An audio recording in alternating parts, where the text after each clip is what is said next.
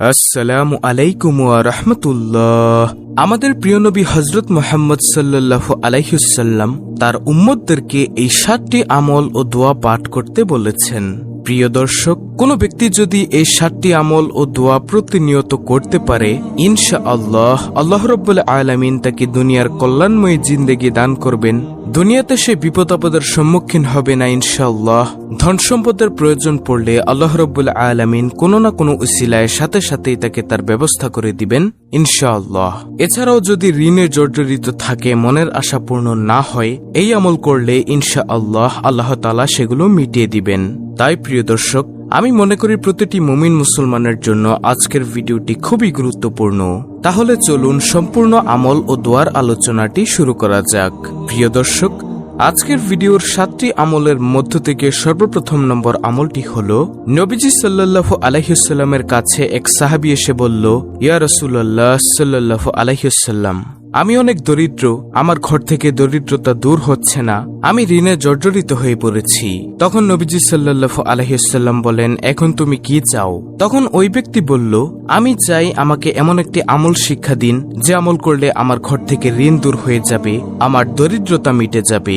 রাহমাতুল্লিল আলামিন নবী মুহাম্মদ সাল্লাল্লাহু আলাইহি ওয়াসাল্লাম বলেন, শোনো, তুমি যখন ঘরে প্রবেশ করবে, সালাম দিয়ে ঘরে প্রবেশ করবে ও সূরাতুল ইখলাস পাঠ করে ঘরে প্রবেশ করবে।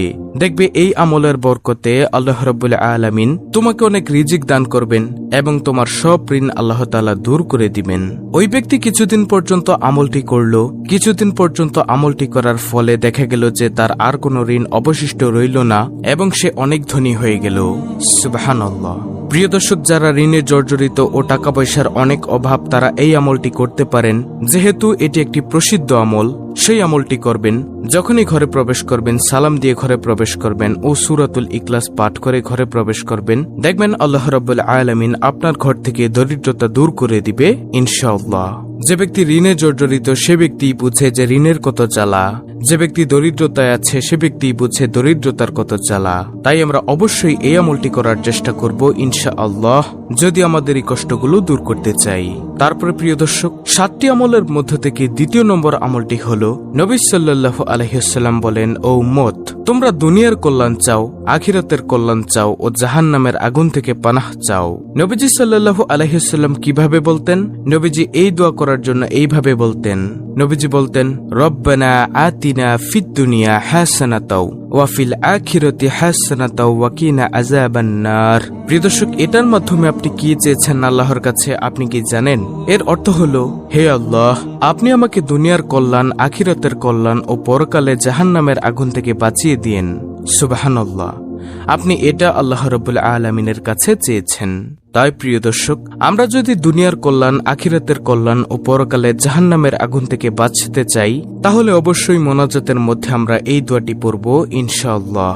রব্বানা আতিনা ফিদ দুনিয়া হাসানাতাও ওয়া ফিল আখিরাতি হাসানাতাও ওয়া কিনা আযাবান নার। তৃতীয় নম্বরে যে আমলটির কথা আমি আপনাদেরকে বলবো সেটি হলো, ধরুন আপনি রাস্তা দিয়ে হাঁটছেন, এমন সময় দেখলেন যে কোনো একটি কাটা বা ভাঙ্গা কাঁচ অথবা কিছু পড়ে রয়েছে যেটা মানুষকে চলাচলে বাধা দেয়, মানুষকে কষ্ট প্রদান করে। আপনি সেটা যদি সরিয়ে দেন, এর ফজিলত কতটুকু সেটা বর্ণনা করতে গিয়ে নবীজি সাল্লাল্লাহু আলাইহি ওয়াসাল্লাম বলেন, আমি জান্নাতের মধ্যে যখন গেলাম, মেরাজে গেলাম, জান্নাত ঘুরে ঘুরে দেখলাম, এমন সময় দেখলাম একজন ব্যক্তি জান্নাতের মধ্যে আনন্দে ঘুরে বেড়াচ্ছে, হেসে খেলে ঘুরে বেড়াচ্ছে। আমি জিব্রাইল আলাইহিস সালামকে জিজ্ঞাসা করলাম, ও জিব্রাইল, এই ব্যক্তি কি এমন আমল করেছে যে আমলের কারণে আল্লাহ তাকে এমন মর্যাদা দিয়েছেন? জিব্রাইল আলাইহিস সালাম বলেন, এই ব্যক্তি দুনিয়ায় যখন জীবিত ছিল তখন সে রাস্তা দিয়ে হাঁটছিল, পথের মধ্যে একটি খেজুরের ডাল পড়ে রয়েছে, সে মানুষের চলাচলের কষ্ট হবে ভেবে এটা সে রাস্তা থেকে সরিয়ে দিয়েছিল। আর দয়াময় রহমান প্রভু আল্লাহর কাছে এই আমলটা এতটা পছন্দ হয়েছে যে এই আমলের কারণে আল্লাহ রাব্বুল আলামিন এই ব্যক্তিকে জান্নাতে দিয়ে দিয়েছেন। সুবহানাল্লাহ। তাই নবীজি সাল্লাল্লাহু আলাইহি ওয়াসাল্লাম মেরাজ থেকে এসে এই আমলের কথা বলেছেন। তাহলে প্রিয় দর্শক, আপনি যখন কোনো কষ্টদায়ক বস্তু দেখবেন রাস্তার মধ্যে পড়ে রয়েছে, একটি ইটের টুকরা হোক, সেটা মানুষের চলাচলের কষ্ট হবে এমন কিছু দেখলেও সেটা আপনি সরিয়ে দিন। ইনশাআল্লাহ আল্লাহ তাআলা যদি চায়, এই আমলের বরকতে আপনাকে জান্নাত দান করে দিলেও দিতে পারেন। কারণ আপনার কোন দিনের আমল আল্লাহ তাআলা কবুল করে নিবেন সেটা কেউই বলতে পারবে না। তাই আমরা তৃতীয় নম্বরে যে আমলটি বলেছি এই আমলটি করার চেষ্টা করব ইনশাআল্লাহ। তারপরে 7টি আমলের মধ্য থেকে চতুর্থ নম্বর আমলটি হলো এটি একটি দোয়া। এটি একটি পবিত্র কোরআনুল কারীমের আয়াত। এটি হলো একটি ইস্তেগফার। এই ইস্তেগফার নবীজি সাল্লাল্লাহু আলাইহি ওয়াসাল্লাম বেশি বেশি পাঠ করতেন। রব্বানা যালামনা আনফুসানা ওয়া ইল্লাম তাগফির লানা ওয়া তারহামনা লানাকুনান্না মিনাল খাসিরিন। এটা বেশি বেশি পাঠ করবেন। হযরত আদম আলাইহিসসালাম ও আম্মাজান হাওয়া আলাইহিসসালাম যখন জান্নাতি ফল খেয়ে ভুল করে বসেন, তখন আল্লাহ তাদেরকে এই দুনিয়ার জমিনে পাঠিয়ে দিয়েছিলেন জান্নাত থেকে। পৃথিবীর মধ্যে দুজনকে দুই জায়গার মধ্যে পাঠিয়ে দিয়েছেন, কারো সাথে কারো সাক্ষাৎ নেই। তখন আদম আলাইহিসসালাম আল্লাহ তাআলার দরবারে এমন কান্নাকাটি করেছেন, তখন এই আয়াতখানা তেলাওয়াত করে করে আদম আলাইহিসসালাম কান্না করেছিলেন। তখন দয়াময় আল্লাহ তাআলা এই আয়াতটিকে আবার পবিত্র কোরআনুল কারীমে লিপিবদ্ধ করে দিয়েছেন। তাই আমরা বেশি বেশি পরিমাণে এই দামি ইস্তেগফারটি পাঠ করব। রব্বানা যালামনা আনফুসানা ওয়া ইল্লাম তাগফির লানা ওয়া তারহামনা লানাকুনান্না মিনাল খাসিরিন। এটা আমরা পাঠ করব ইনশাআল্লাহ। আল্লাহ রাব্বুল আলামিন আমাদের গুনাহগুলোকেও ক্ষমা করে দিবেন। তারপরে 5ম নম্বরের যে আমল, এটিও একটি দোয়া। সেই দোয়াটি কি? সেটিও হলো একটি ইস্তেগফার। ক্ষমা প্রার্থনার শ্রেষ্ঠ ইস্তেগফার সাইয়্যিদুল ইস্তেগফার। যেই সাইয়্যিদুল ইস্তেগফার সম্পর্কে নবী মুহাম্মদ সাল্লাল্লাহু আলাইহি ওয়াসাল্লাম বলেন, কোন ব্যক্তি যদি সকালবেলা একবার সাইয়্যিদুল ইস্তেগফার পাঠ করে, সে যদি সন্ধ্যা হওয়ার আগেই মারা যায় তবে সে জান্নাতি হবে। আবার কোন ব্যক্তি যদি সন্ধ্যাবেলা সাইয়্যিদুল ইস্তেগফার পাঠ করে, সে যদি সকাল হওয়ার আগেই মারা যায় তবে সেও জান্নাতি হয়। সুবহানাল্লাহ। আর প্রিয় দর্শক, সেই সাইয়্যিদুল ইস্তেগফারটি হলো আল্লাহুম্মা আনতা রাব্বি লা ইলাহা ইল্লা আনতা খলাকতানি ওয়া আনা আবদুকা ওয়া আনা আলা আহদিকা ওয়া ওয়াদিকা মাসতাতু আউযু বিকা মিন শাররি মা সানাতু আবউ লাকা বিনি'মাতিকা আলাইয়া ওয়া আবউ লাকা বিযামবি ফাগফিরলি ফাইন্নাহু লা ইয়াগফিরুয যুনুবা ইল্লা আনতা। এটি হলো সেই সাইয়্যিদুল ইস্তেগফার। এটিও আমরা পাঠ করব ইনশাআল্লাহ।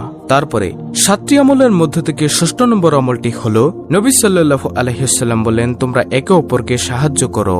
কেউ যদি কারো প্রয়োজন মিটিয়ে দেয়, আল্লাহ তাআলাও তার প্রয়োজন মিটিয়ে দেয়। কোন মানুষ একটি মহা বিপদে পড়েছে, আপনি সেই বিপদ থেকে তাকে কিছু সাহায্য করলেন, অর্থাৎ আপনি তাকে অর্থ দিয়ে হোক বা কায়িক শ্রম দিয়ে হোক একটু সাহায্য করলেন। কোন একটি মুসলিম ভাইকে বা কোন একটি মানুষকে সাহায্য করলেন। এই সাহায্য করার কারণে আল্লাহ রাব্বুল আলামিনও আপনাকে আপনি বিপদে পড়লে গায়েবী ভাবে কোনো না কোনো ভাবে সাহায্য করবেন ইনশাআল্লাহ। আপনি দুনিয়াতে হোক বা পরকালে হোক, এটার প্রতিদান আল্লাহ তাআলা আপনাকে দিয়ে দিবেন। তাই প্রিয় দর্শক, আমরা একে অপরকে অপরের বিপদে খুশি হব না, তার প্রতি দুঃখী হব এবং তাকে সাহায্য করার জন্য সর্বাত্মক চেষ্টা করব ইনশাআল্লাহ। তারপরে সর্বশেষ 7ম নম্বর আমলটি হলো লা ইলাহা ইল্লাল্লাহু ওয়াহদাহু লা শারীকা লাহু লাহুল মুলকু ওয়া লাহুল হামদু ওয়া হুয়া আলা কুল্লি শাইইন কাদির। এটা বেশি বেশি পাঠ করার জন্য চেষ্টা করবেন ইনশাআল্লাহ। এটা পাঠ করলে আল্লাহ রাব্বুল আলামিন আপনাকে অনেক বেশি ভালোবাসবেন। আল্লাহর পক্ষ থেকে অনবরত রহমত শুধু আপনার অন্তরের মধ্যে আসতেই থাকবে ইনশাআল্লাহ। দর্শক, ভিডিওতে যে 7টি আমল আমি আপনাদেরকে বলে দিয়েছি, সেগুলো প্রতিনিয়ত আমল করার চেষ্টা করবেন। দুনিয়াতে আপনি এর ফল পান না পান, পরকালে ইনশাআল্লাহ অবশ্যই পাবেন, শুধু আপনার বিশ্বাসের উপর নির্ভর করে। অত্যন্ত গুরুত্বপূর্ণ একটি ভিডিওটি ভালো লাগলে অবশ্যই চ্যানেলটিকে সাবস্ক্রাইব করে পাশে থাকা বেল বাটন অল বাজিয়ে দিবেন। ভিডিওটিতে একটি লাইক দিবেন এবং কমেন্টে আমিন লিখবেন এবং অন্য মুসলিম ভাই বোনদের কাছে ভিডিওটি শেয়ার করে দিবেন, যেন তারাও দেখে শিখে আজকের ভিডিওতে বলা এই আমলগুলো করতে পারে। আল্লাহ রাব্বুল আলামিন আমাদের সকলকে নবীজি সাল্লাল্লাহু আলাইহি ওয়াসাল্লামের সুন্নতের অনুসরণ করার তৌফিক দান করুন। আমিন।